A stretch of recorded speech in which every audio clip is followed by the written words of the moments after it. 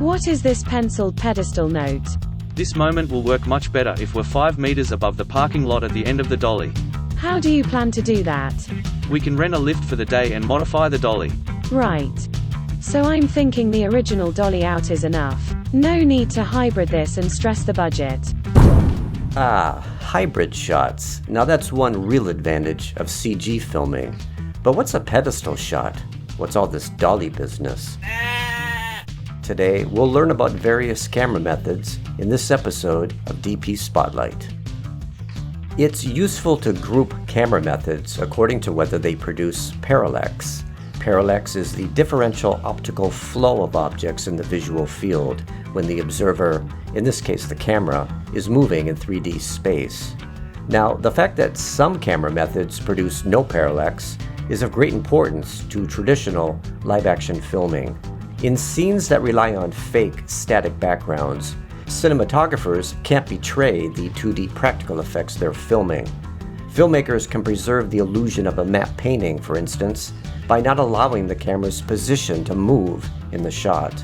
They can, however, freely rotate the camera along all 3 spatial axes. This brings us to the first 3 camera methods: the pan, tilt, and roll. If you're more aeronautically inclined, these first methods correspond to yaw, pitch, and roll. The pan and tilt really are sister methods, and it's quite reasonable to refer to the latter as a vertical pan, and it's easy to understand their immediate utility. Panning and tilting allow both filmmakers and animators to hold a moving target in the frame, but they're used also to construct a visual aggregate of a much larger environment, that is, a scene or object that extends beyond the camera's field of view. If I were forced to select only 2 camera methods for all future work, it would absolutely be the pan and tilt. If I could never rotate the camera along the X and Y axes, I just couldn't function in the type of work I do. Conversely, a camera roll is the odd man here. It tends not to be used because it can't track a moving target and can't reveal what's beyond the camera's point of view. The scenic information in a shot never really changes during a roll. Other than being a really good technique for dizziness, the roll is quite handy when combined with a pan because it telegraphs the banking effect for aircraft and starships. All 3 translational methods can track moving objects, and one of my favorite cinematic techniques is the truck.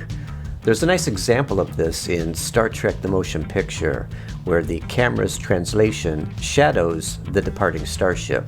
The Enterprise is moving and at the same time not moving in the frame. It's an intimate form of tracking because it feels as if the audience is physically yoked to the starship. While on the topic of this film, I produced a shot last year without really understanding that my animation rig was the CG equivalent of the pedestal. The strategy of this shot was to reveal the approaching travel pod, but with the camera very tight on the saucer section. At this position, no amount of camera tilt can bring the travel pod into view. The camera would have to be much farther away, defeating the intended composition. By allowing the camera to descend throughout the shot, I achieved the desired effect, and a better appreciation for the pedestal method. What are your favorite camera techniques?